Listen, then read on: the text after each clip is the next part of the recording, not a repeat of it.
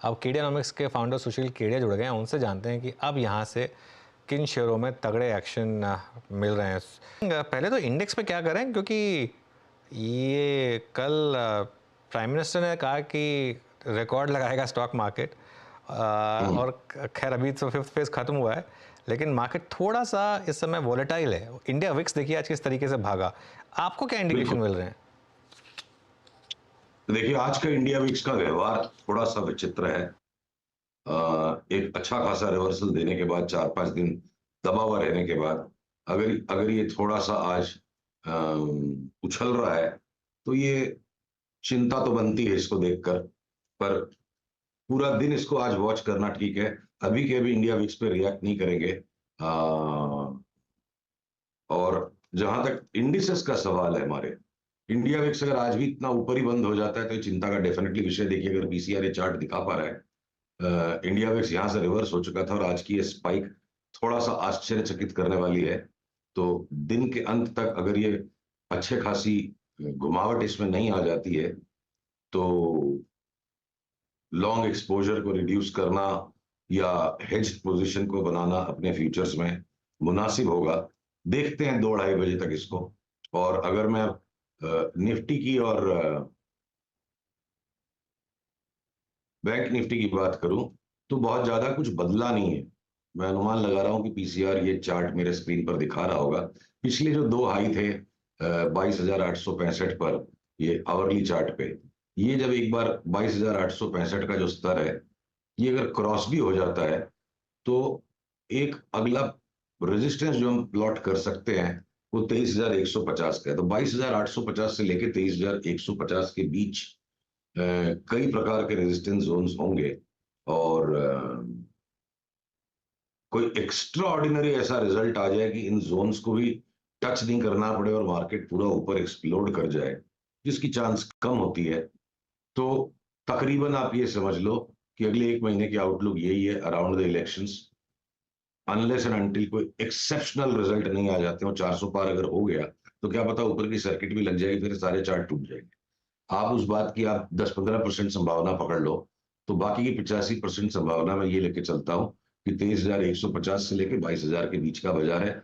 हम 22,500 पर हैं और इस वक्त एक अच्छे खासे करेक्शन के बाद हमने बढ़िया रिबाउंड बनाना शुरू कर दिया है। तो क्या पता आपसे लेके चुनाव तक एक बार हम 23,000 तक पहुंच जाए। और उसी तर्ज पर बैंक निफ्टी में ज्यादा कठोर रेजिस्टेंसेस हैं। 50,300 की जो हमारी बात हुई थी, तो वो बहुत ही मुश्किल लगता है बैंक निफ्टी पे कि उसके ऊपर जाएगा।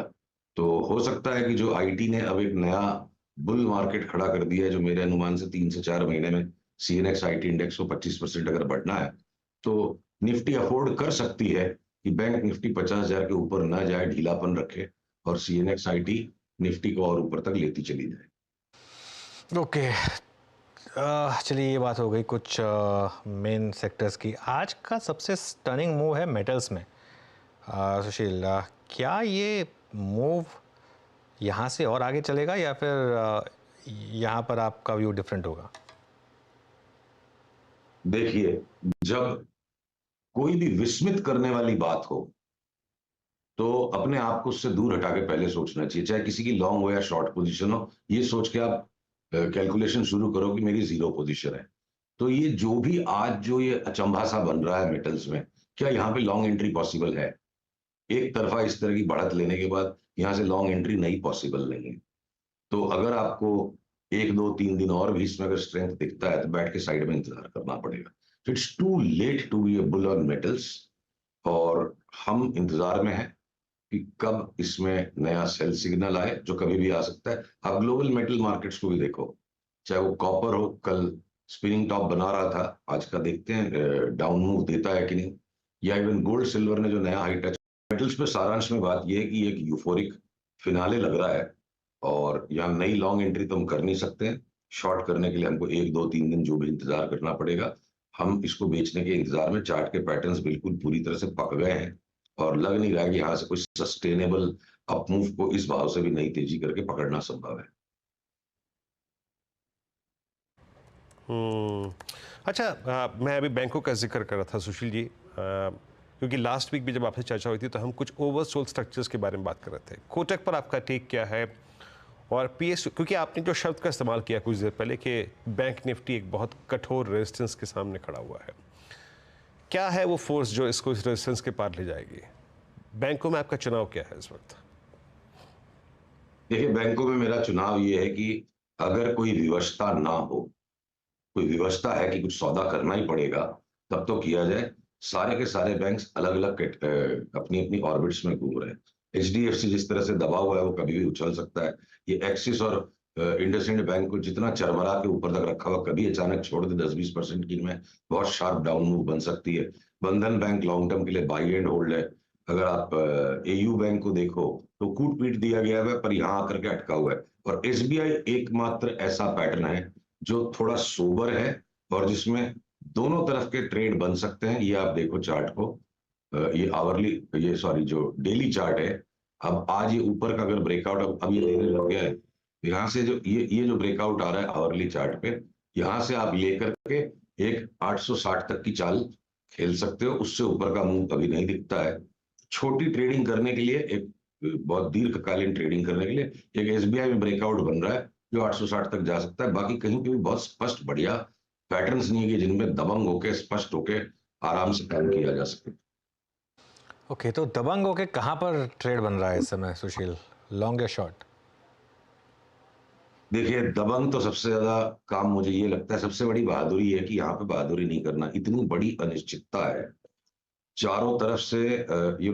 अब जो बेटिंग मार्केट है वो बीजेपी की कंफर्टेबल विन दिखा रहा है, और जो चारों तरफ से सोशल मीडिया और मीडिया पे जो वातावरण बन रहा है कि बीजेपी आउट हो जाएगी, तो आप कोई भी एक इंटेलिजेंट इंसान की हद होती है, वो कब तक इग्नोर करेगा? तो जब माइंड्स सेंसिटिव होते जाएंगे और अचानक से स्क्रीन पर वायलेंस आएगा, उल्टे सीधे सौदे लग जाएंगे। तो हमने तो अपने क्लाइंट्स को यही सलाह दी कि जो है उसको संभालो, थोड़े से लार्जर होराइजन पे चले जाओ। तो हम लोग सेफली आईटी में पोजीशन होके बैठे हैं। अगर फट जाएगा बाजार ऊपर, तो बहुत स्मूथ पैटर्न्स आईटी दे देंगे।